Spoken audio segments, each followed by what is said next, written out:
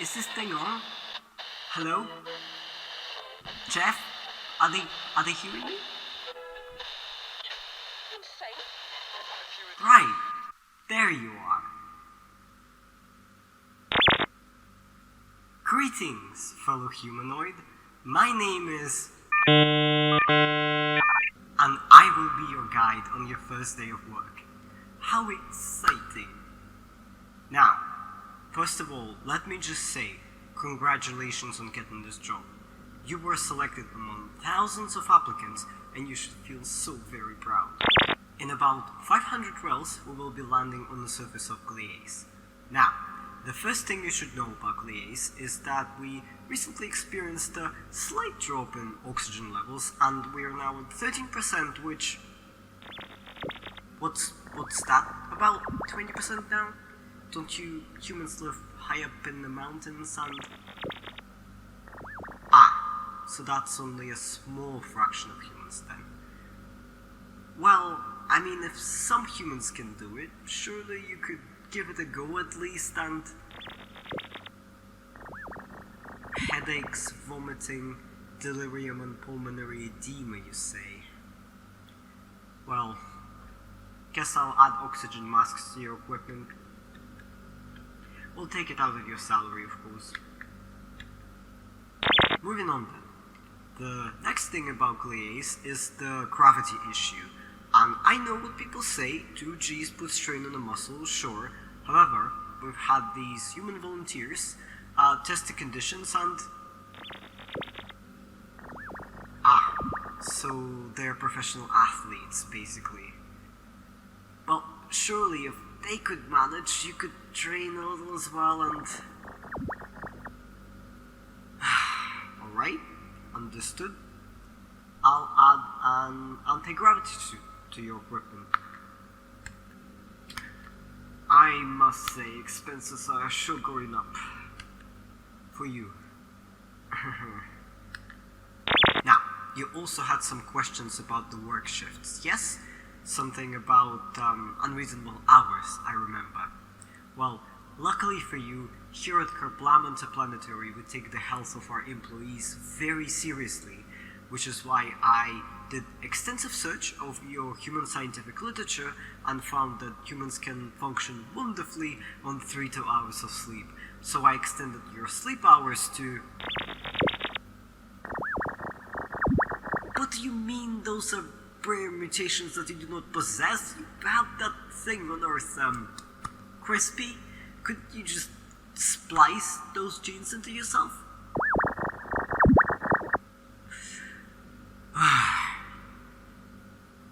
Apologies, dear humanoid. I didn't mean to lose my temper. We really do value our employees here at Kerblam Interplanetary, and diversity and inclusivity are very important to us. That's why we opened the job position to humans in the first place. It's just that when we were running this job recruitment, we just didn't expect the best candidate to have, how do I put it nicely? Special needs?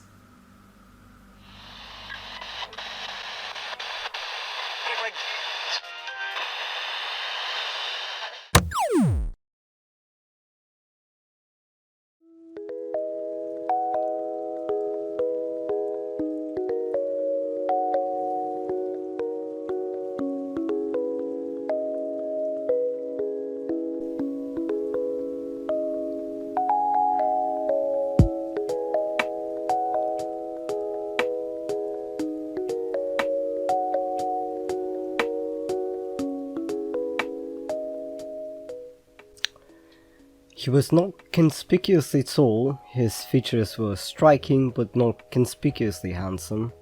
His hair was wiry and gingerish and brushed backwards from his temples. His skin seemed to be pulled backwards from the nose. There was something very slightly odd about him, but it was difficult to say what it was.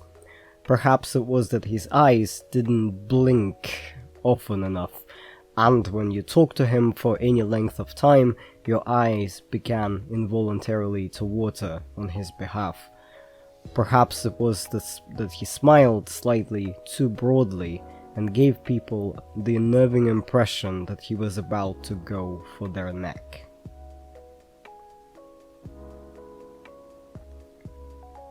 Alien Among Us is one of my favorite science fiction tropes.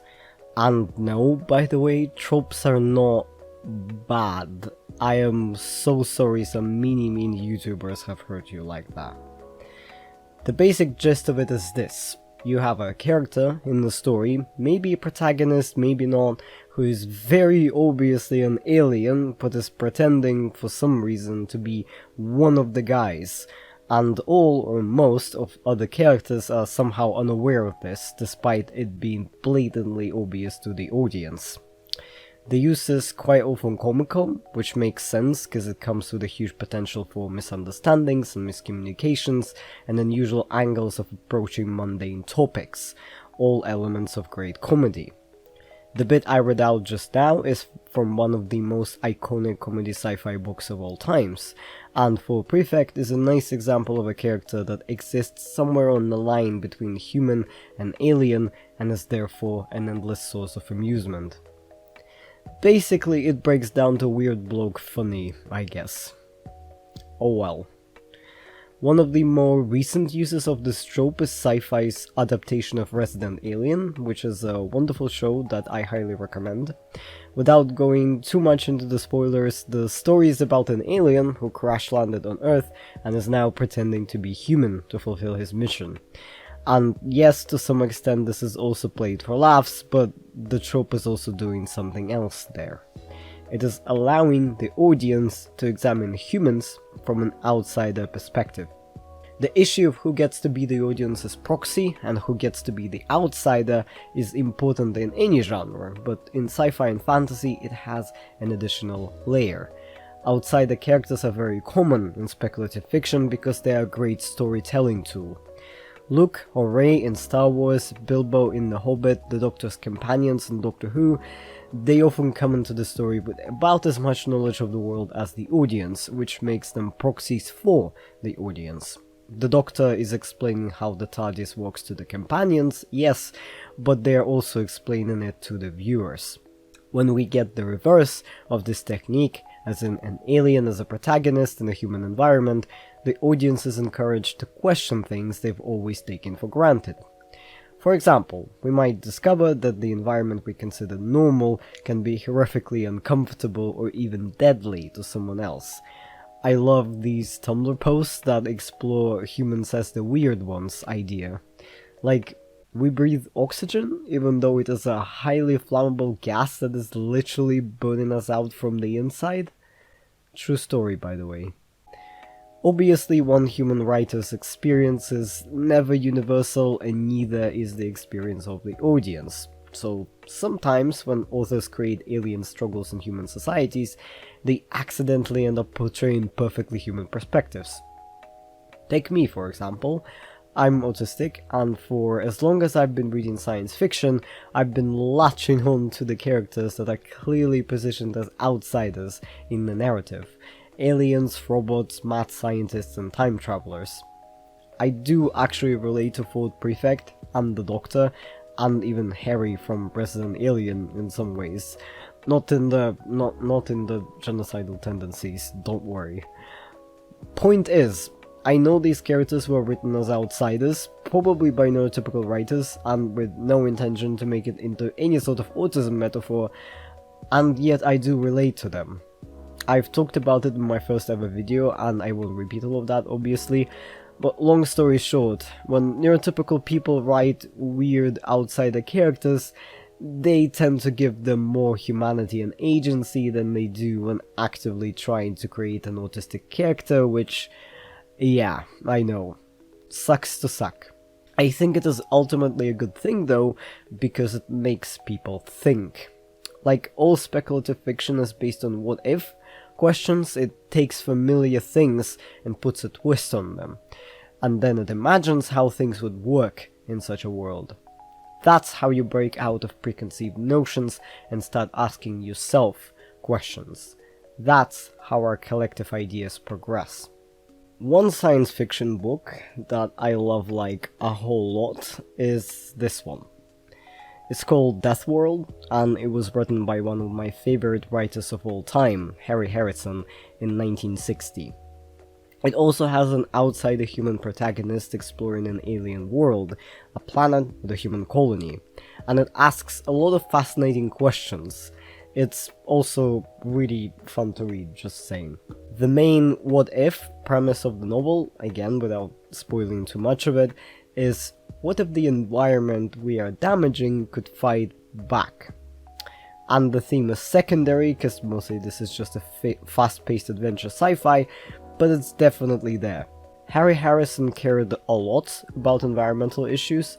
One of his most famous and critically acclaimed works is Make Room, which is basically an early climate fiction novel, though most people sadly don't realize that because all they remember is the fucking silent breed is people! Read the book, please. The book is better. So yes, environmentalism is a central part of Death World, as well as arguably trauma and colonialism, but that's not what I'm interested in here. Because I think, among other things, this novel also deals with the concept of disability.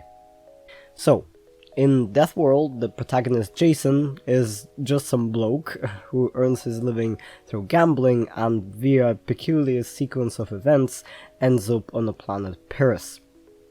There is an established human colony on Pyrrhus, but the place is, well, not easy to live in, to put it mildly. It's just it's hell. It's actual literal hell. Extreme weather, scarce resources, intense gravity, and as a cherry on the cake, every single living thing on Pyrrhus wants to kill you. As a result, the humans have become tough. They are trained from a teeny tiny age to fight for their survival every minute of their life, and even with that training and a gun literally plugged into their nervous system, only a few make it into adulthood. People on Pyrrhus are stoics and hardcore individualists. They don't ask for help, they don't complain, and they don't leave. Meanwhile, Jason arrives on the planet as an adult, and despite being a healthy, fit bloke, is utterly incapacitated by the environment. He basically has to learn how to stay alive all over again. Not only is he placed in a classroom with literal toddlers and given a schoolboy as a bodyguard, he's constantly patronized and laughed at. He isn't even allowed to go outside for weeks. The outside world is deadly for him, and no technology and accommodations can protect him. Jason begins the novel as an independent, mildly psychic badass, and by the end of the first quarter of it, he's disabled. No other way of putting it. This idea that you can make someone disabled practically overnight without changing anything about them, well, I just find it really captivating for some reason. And to be fair, there are stories that focus way more on it, like My Hero Academia, but from what I understand, the world is different because of the people, not because of their physical environment. Meanwhile, Pyrrhus has inhabitants just as human as Jason. It's the environment that's drastically different. And some people can adapt to it while others struggle and die. That's the part I find the most curious, as a grad student of evolution who spends a lot of time thinking about environments and how the organisms fit them and are shaped by them through various means. It's kind of bizarre and humbling in some ways to think that there is no such thing as the strongest individual or the most fit individual. The perfection is unattainable, and your life can change overnight because of that environment. And disability is a universally relevant topic, not just in science or storytelling, but in our everyday lives. Around 15% of Earth's population is disabled, and more than 1/4 of people in the United States, for example. Also, the thing about disability is that it is something that can happen to you at any time. Something can happen to you, something can happen to the world around you, both are very possible. Only a minority of disabilities are present at birth or in childhood. Most are acquired later in adulthood. Disability is not a distinct, mostly static identity like race or sexuality. Disability is something that just hasn't happened to you yet. And with how the world is changing at an incredible pace, in unpredictable leaps, and towards an increasingly urbanized and automated world, even if nothing about your body or your mind changes, who is to say what you will be in 20 years? Who is to say that you will not suddenly find yourself, like Jason Donald, an independent abled adult one day, and a disabled student in need of protection the next? All of this rambling certainly raises a lot of questions. I mean, I don't know. It raised a lot of questions for me. Questions like, what is disability exactly, and what actually makes someone disabled, and probably the most controversial, is it possible that the Industrial Revolution and growth-oriented economy created disability as we understand it today? And that's what we're dealing with for this part. In part 2, I'll move on to some present-day problems and their possible solutions.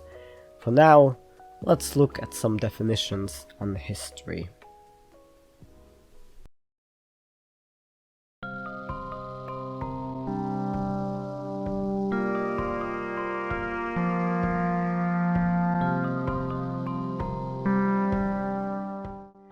Trying to concisely and precisely define disability is tricky. Like, try googling it right now and you'll see just how many different versions you'll get.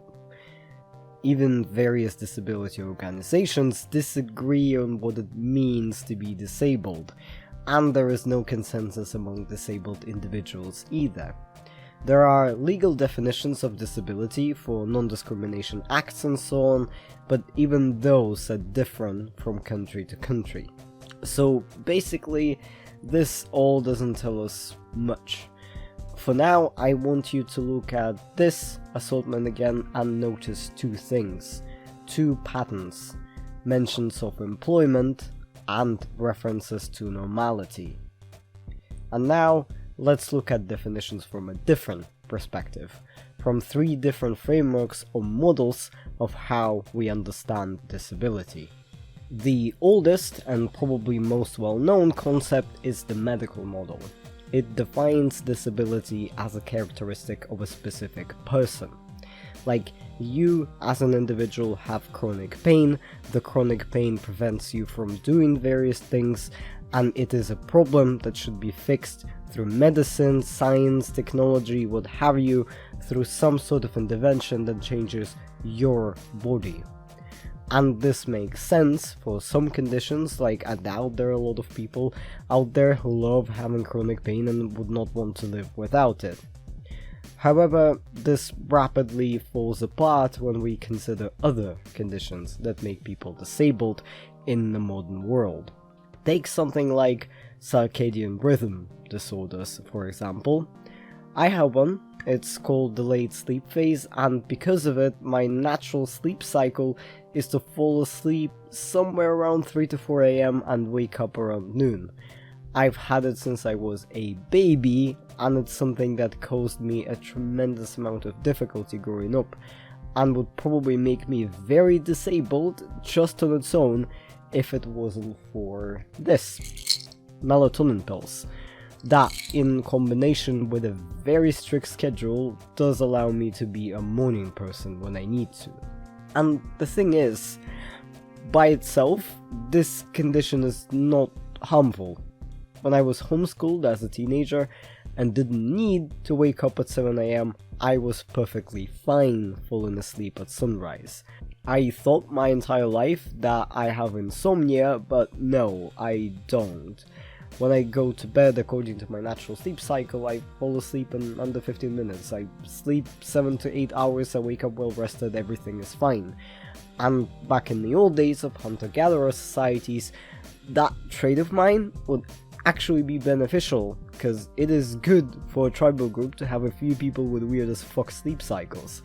They're the ones who stay awake, while everyone else sleeps and stay on the lookout for predators.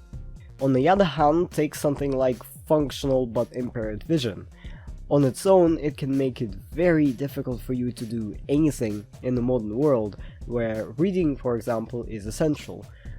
But it's also something that affects millions of people, more than 50% of the population in many countries, and something that we have cheap, widely available and effective accommodation for. Glasses. These are fake, by the way. I have perfect vision, one of the only things in my body that does function like it's supposed to. Anyway, you can buy a pair of glasses in every supermarket for a tenner, so mildly impaired vision is no longer a disability for anyone. The social model of disability draws a distinction between an impairment or a condition or a trait as something that a person has, and disability as an external barrier created by society. In that framework, disability is always context dependent. In a world where 95% of people fall asleep at dawn, my weird circadian rhythm would not be a barrier. In a world where glasses had not been invented, having impaired vision would be a severe disability in many contexts. The social model also puts the emphasis on accommodation and accessibility as the thing that needs to improve and change, not the person with a different body. And this is crucial because many people who are disabled by that definition would not want to change anything about themselves. Autism is very much a disability in the social model, but I don't consider myself disordered or broken despite having that diagnosis. I'm neurodivergent. People who subscribe to the idea of neurodiversity for themselves say that we have a different brain that doesn't need to be fixed. The barriers are the society's fault, not of our neurobiology. This is not exclusive to autism or the neurodiversity movement. There are many non-hearing people, for example, who call themselves deaf with a capital D and do not like the label of disability for themselves. Instead, they consider themselves a language minority, which makes sense because deaf individuals manage just fine communicating between themselves in sign language. It's just that most hearing people can't speak the language, which naturally limits the education, employment, and other opportunities available to deaf people. So, when I will be talking about capitalism and the Industrial Revolution, just to make it clear, I'll be talking about disability as a barrier, not as a trait or a condition. I'm not saying the Industrial Revolution created all impairments, though it did certainly create some, or that technology in modern medicine is bad actually. On the contrary, it's wonderful that people with various conditions and impairments now have access to technology and meds that improve and prolong their lives. Antibiotics are pretty great, you know, when we're not feeding them to livestock or overprescribing them for colds. Anyway, what I'm saying is, whether you consider your individual difference a trait to be celebrated or an impairment you would like to not have is personal. It's up to you to define. I respect every person's ability to self-identify. If you are autistic and wish you weren't, I have no beef with you, and I'm not going to argue with you or question your self-identification unless there's something you actively want to discuss with me. In this essay, we are talking about disability as a form of discrimination. We are talking about why we have these two categories of people in the world, in which one has drastically less access to education and employment and just existence in the public sphere than the other. And the social model of disability explains it way better, because it shows that whoever is in the majority gets to build the society and the public sphere and decide whose needs are normal and whose are special. And I think between the sketch I've had at the beginning and the intro and all of my rambling up until this moment, it's pretty clear that all of this is very arbitrary. It's contextual and it's changeable, and what is considered normal will always, by definition, depend on who is in the majority. This is not a problem we can fix by making everyone the same. As long as there is human society, it will be diverse. It will be full of different people, and it will have to make compromises and cater to the majority in some ways. And that will always leave some people at the far ends of the bell curve. This is why some scholars did not stop at the social model. They went further with this question and asked, but where are those barriers actually coming from? Like, if impairment does not equal disability and accessibility mostly rests on you being part of the majority, how come some people who do have impairments or who do fall in the minority end up very much not disabled in the exact same conditions? I think autism is actually a great example for this. We live in a society in which autistic people are some of the most commonly unemployed and disadvantaged people, and also the second richest person in the world is autistic. Figure that, huh? Autism functioning labels are one strange thing, because the categorization of a spectrum as a progression from mild to severe is largely meaningless. One of the most universal experiences of autism is, paradoxically, diversity. Whether or not someone can communicate verbally at 2 years of age is not a predictor of whether or not they will communicate in the same way at 20. How someone does in school is not a predictor of whether or not they will be able to or want to pursue higher education. These traits fluctuate from person to person, from one age to another, even depending on the day of the week. The reason the categorization is so pervasive is because it is trying to quantify whether or not we will make workers. These things, like being able to finish school or communicate in verbal language or having a high IQ, whatever the fuck that means, are all predictors of successful employment. The difference between a low functioning and a high functioning autistic is whether your particular collection of traits allows you to fit into the mainstream definition of productivity and success, which largely rests on whether or not you can work for a salary. Throw those out, independent living, school, mainstream employment, and you would not be able to apply those functioning labels at all. Martha Russell, writer and disability rights activist, went beyond the social model in her book Capitalism and Disability, and defined disability specifically as a form of oppression rooted in access to employment. In her less exploitable framework, disability is a function of being less able to participate in the economy by generating profit. And that metric alone is probably the best we have if we really want to find something that unites all disabled people without arbitrarily excluding anyone. Definitions of normality change, and impairment to some is a natural and celebrated part of them for others. The same conditions in the same society can lead to vastly different outcomes. What we all have in common is that we are all less profitable, less exploitable, and that is why disability is so tightly linked to capitalism and to the Industrial Revolution. Impairments and differences have always existed and will always exist. The way people contribute to society has always differed. The moment your ability to generate profit became linked with whether or not you deserve to survive, on the other hand, that only happened with the arrival of capitalism.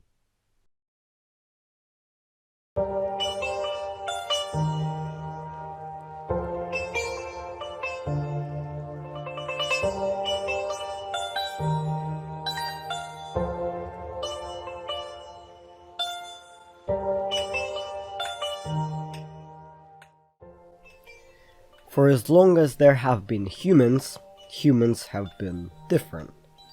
For most of our history, the history of our genus, that is, there have been many different species of human, often coexisting and interacting with one another.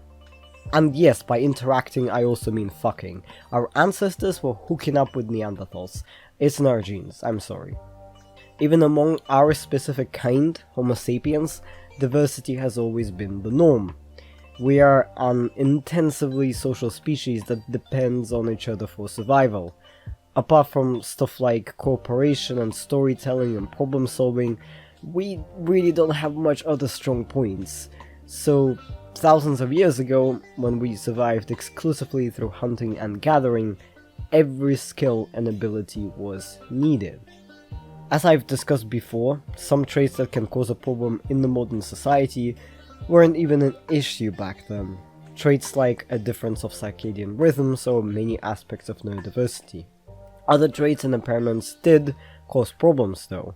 Anything that limits your mobility, for example, since hunter-gatherers move places a lot. However, even these individuals were taken care of in their family groups. We know because we have evidence, like in the form of skeletal remains, that show severe childhood bone abnormalities in individuals that clearly made it into old age. So these people could not walk properly and therefore could not hunt or gather, and also needed help moving around from place to place, and yet they were protected and cared for by the family group. We also know that family groups took care of their elders, for example helping them with eating even after they had lost all of their teeth. People remained important and valued in their community even long after they stopped being able to work or have babies. The grandma effect is legit, people. One of our defining characteristics as a species is kindness and compassion. It's taking care of others and seeing their value even in a dangerous and scary world. Don't ever forget that. I'm not claiming that things were perfect. Life was tough, resources were limited, and the world was often unkind. These people had no effective treatment for most infections, they depended entirely on their environment and could not always protect themselves from predators or occasional hostile encounters with other humans. A lot of babies and their parents died in childbirth. Also, like, everyone had parasites and no one brushed their teeth or had deodorant. Anyway, it wasn't easy, but it was equally shared. It's also worth pointing out that hunter-gatherers did not, and do not, in places where they still live this way, work as much as you think they did. A typical hunter-gatherer work week is something like 15 to 20 hours or so, spread out over the entire week. And gathering provided more volume of food than hunting, which means that work was mostly searching for fruit, vegetables, insects, herbs, and so on. The rest of the time is spent just, talking, gossiping, cooking, making new tools, creating art, telling stories, planning for the future, raising kids, falling in love. Human stuff. For full context, this hypothesis has been criticized because the 15 to 20 hour estimate does not account for other tasks, like looking for firewood or shelter, and does not consider cooking work. However, even if you count search for other resources and cooking, you still end up with a number of around 40 hours a week spread out over 7 days, which is still much less than humans spend now at work combined with household chores. You might think that life drastically improved with the advent of agriculture, but actually for a pretty long time it kind of got much worse. Gathering is a pretty chill form of work. Speaking from vaguely similar personal experience in field classes, and as someone with broken as fuck joints, it is much more enjoyable to just walk around for 5 hours chatting with people while you look for plants than it is to weed a vegetable garden or plant potatoes. While farming brought more stability and more food, it also required way more work, and seriously reduced the quality of nutrition and health. The diet of a hunter-gatherer is really diverse, and the diet of an early farmer is severely limited and often nutrient deficient. The marker of transition from gathering to farming, as gleaned from human remains, is seen in shorter lifespans, increased injuries, and worn down joints. It isn't very clear why we transitioned to agriculture in the first place. It's possible that it's kind of a closed loop, in the sense that it is much easier to cross from gathering to farming, if you know how to do it obviously, than it is to go back from farming to gathering. The initial increase in calories produced through farming leads to an increase in population, and once you have all these kids to feed, you can't go back to gathering since you wouldn't have enough food to go around. And over several generations, the knowledge and the skill is lost as well. You need to know a lot to be a successful gatherer, and if you've only been taught from childhood how to farm, well, you don't have fucking Skillshare to learn from, is what I'm saying. Basically, once you get going with farming, you kind of can't really stop. Some scientists even name this transition the worst mistake of human history. However, even in the more labor-intensive and harsh conditions of pre-feudal farming communities, there weren't really such a thing as disability. People maintained networks of close relations, and there were ways for people with impairments to contribute to the community. We have evidence of accommodations, things like wheelchairs for example, that are many centuries old. Since work was tied to need, not to profit, any sort of occupation that was seen as valuable would be supported. You didn't have to work the fields if you couldn't physically do it. You could be a weaver, or a cook, or a healer, or a storyteller. Once again, life was hard and sucked in many ways, but the burdens were shared according to people's ability to handle them. Even in feudal societies, your individual ability level didn't matter that much. Whatever the lord demanded of the people, the price was almost always paid collectively. If the entire village was doing okay, then it didn't really matter how much food you produced as an individual. And if it wasn't doing okay, well, one person wouldn't be able to fix that anyway. The workday was not externally controlled. Yes, farming is incredibly hard work and requires way more than a few hours a day you need for gathering, but that's during the growing season. In Europe, up to half a year was no good for any farming, so people used to spend a lot of time just chilling, I guess. And if you sum up the hours a farmer worked under a feudal lord in 1 year, hilariously enough, it still does not add up to a 40-hour work week. To summarize, up until the Enlightenment and the Industrial Revolution, some things were arguably kind of better than they are now, and a lot of things sucked, but they sucked more or less in equal measure for everyone, and disability, as a form of societal discrimination, didn't really exist. And then... Long ago, the four nations lived together in harmony. Then, everything changed when the Capitalism attacked.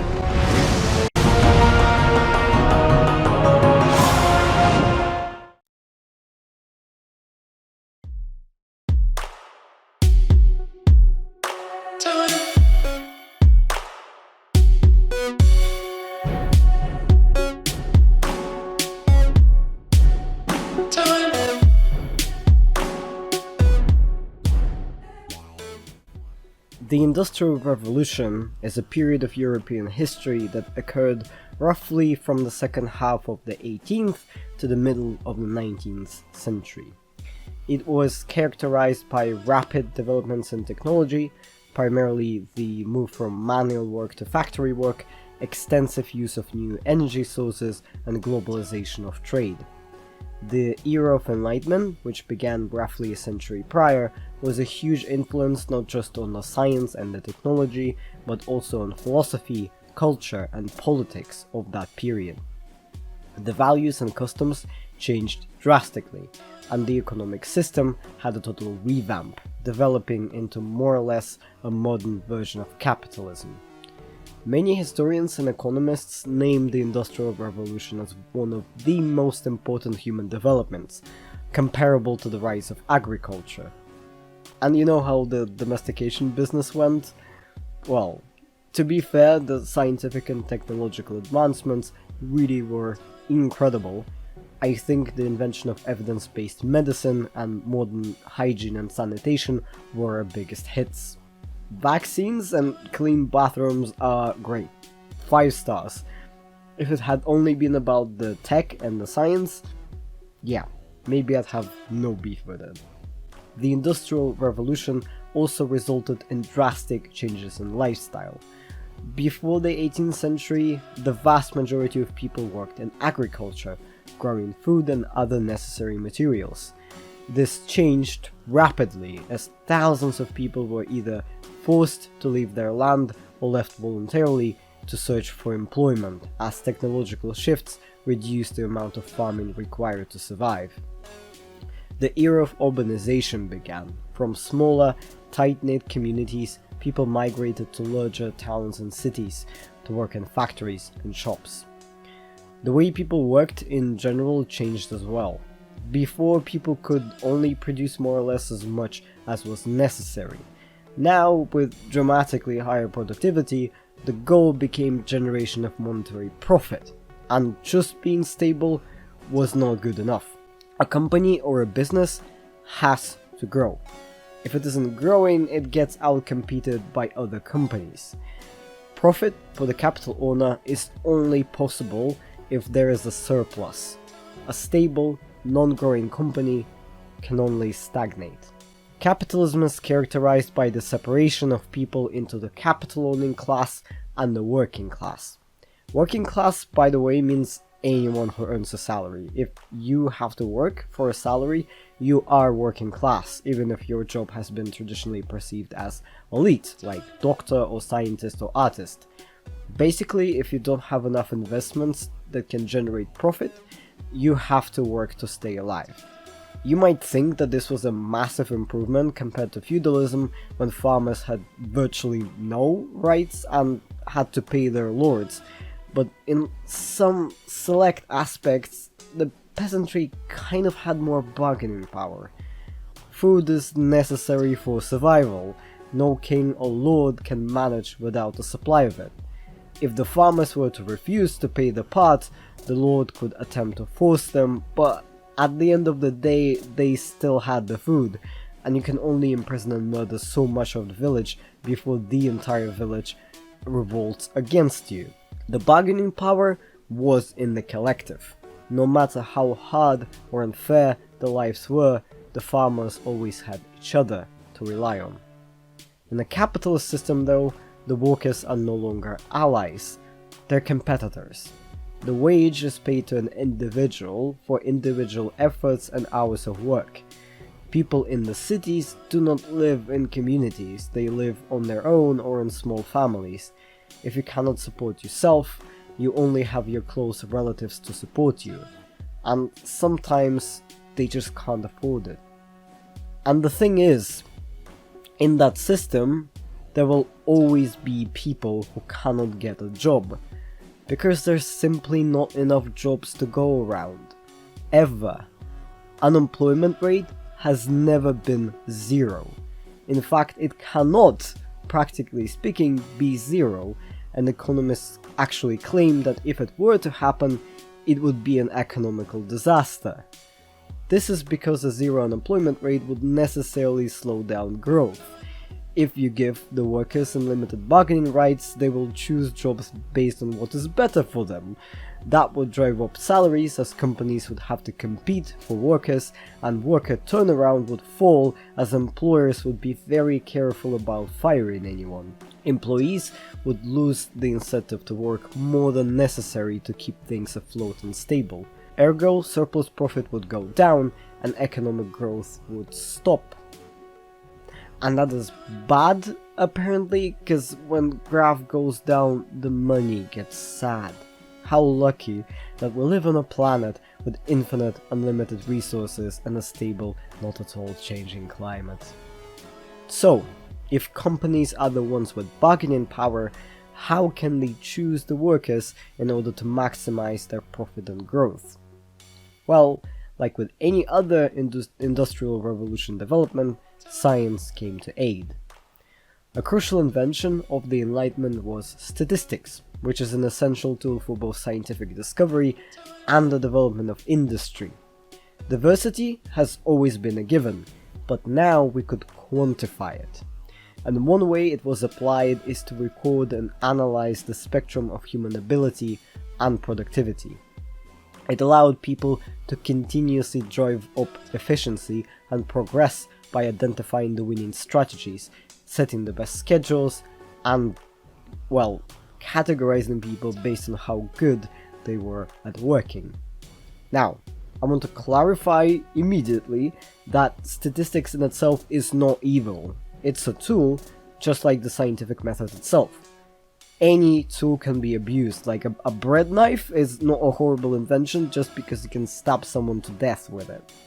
Statistics developed at the same time as various philosophical and scientific ideas were flourishing, and because they were invented by humans, they were imbued with human bias and prejudice.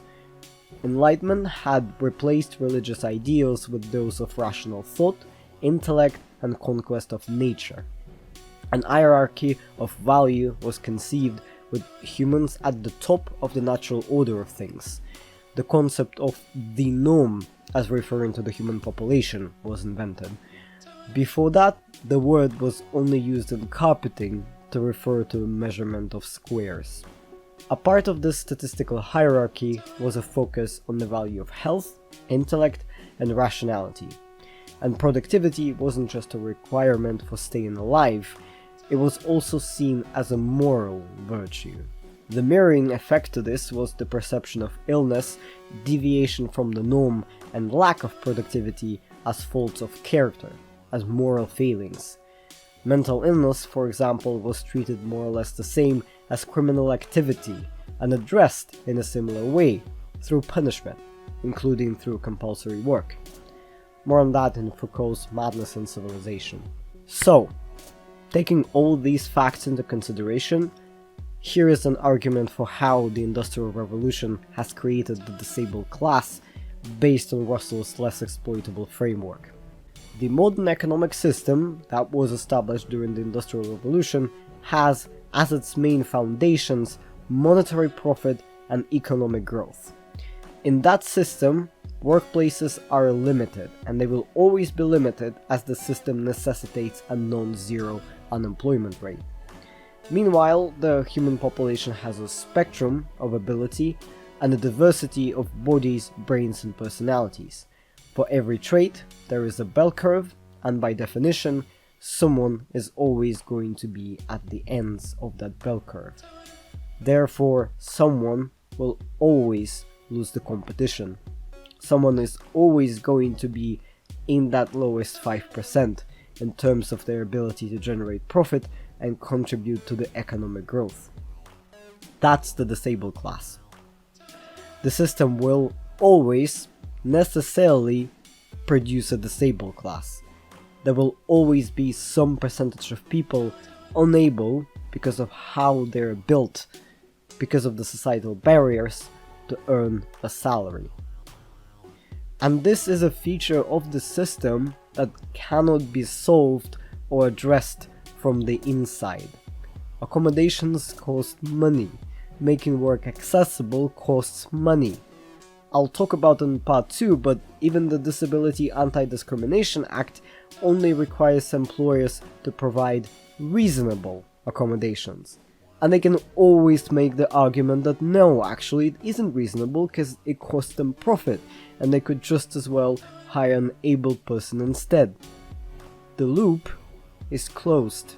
It cannot be broken from the inside. In a paradox of sorts, science, medicine, and technology have produced drastic improvements to quality of life, especially for people with certain impairments, and simultaneously created the barriers and systems that produced a whole new class of disabled people. The world now functions in such a way that everything has to be maximally efficient, quick, productive. Everything has to serve its purpose, and that purpose has to be measurable in currency. It is not particularly nice to your average person, but it is especially brutal to everyone who cannot cope with these conditions. The stuff I mentioned in the intro about how organisms succeed based on their ability to fit the environment, well, we've created our environment, but we did it in a bizarre way.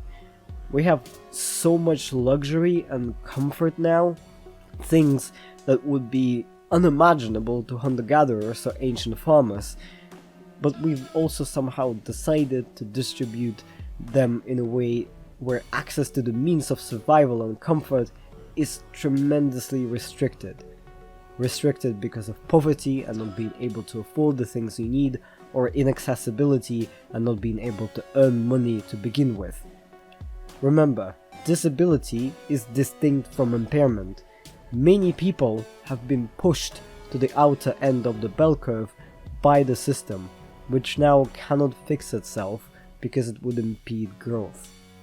And the system is not so great even to the majority of able people.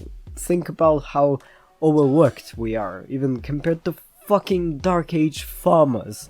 How we are alienated from the stuff we do, disconnected from each other and nature, struggling to find purpose in life or time for rest and leisure. On Earth, we have created pirates. On Earth, we have created a whole class of aliens excluded from the hierarchy of human worth. We have conquered nature and built our own world, and in the creation of that world, we have separated our species into those who can work and are therefore deemed useful, and those who cannot and are therefore deemed expendable. We have enough food on this planet right now to feed 10 billion people, and yet it would take 5 whole Earths to sustain the Western lifestyle, and as much as I love sci-fi, we just don't have the technology and the resources to make another planet habitable anytime soon. And even if we could, should we? Like, how did we manage, through environmental destruction and climate change and so on, to make this planet, the one we evolved on, increasingly uninhabitable to ourselves? And not just for the disabled, for everyone.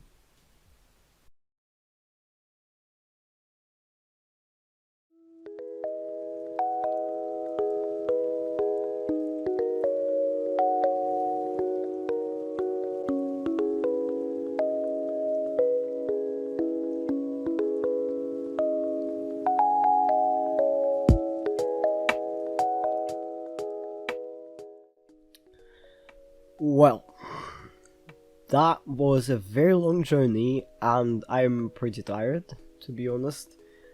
I guess this entire video was how we got ourselves into this mess part. Part 2 will be more focused on the modern world and how we have attempted to address these problems with disability payment and anti-discrimination laws, for example, and other alternative and theoretical solutions. So, if you're with me so far, stick around till then. I think my overall comment on all of this is that people's values and rights to a happy, fulfilling life should not be based on their ability to generate profit. And if you don't agree with that, like if you think that's a fair price to pay for economic growth and technological development, well, think about what you love and value the most in life. Do you have retired older relatives or young children? Do you have pets or houseplants that you take care of? Do you enjoy your hobbies and personal projects that you have never even attempted to monetize? Also, what do you admire about the people that you love and respect? Is it their curiosity or kindness, creative ability, how funny or cool or interesting they are, the time you've spent together and the memories you've made? And can you really map all of this stuff onto economic growth and gain and profit? Can you? Honestly. If you're still watching, thank you so much for staying. You have literally no idea how much I appreciate it. As I did last time, citations and further reading are in a separate Google Doc, links in the description. If you enjoy my work, the best way to help me out is doing the annoying YouTube stuff, liking the video, subscribing, commenting, sharing the link with other people. I also have a Ko-fi page if you want to leave a tip, although this is never an expectation or requirement. If I could, I would yeet the concept of money into a supernova, but I do need food to survive, unfortunately. Still waiting for the photosynthesis to kick in. So, thank you again for watching. Be ridiculously kind to yourself and others, and see you in the next one.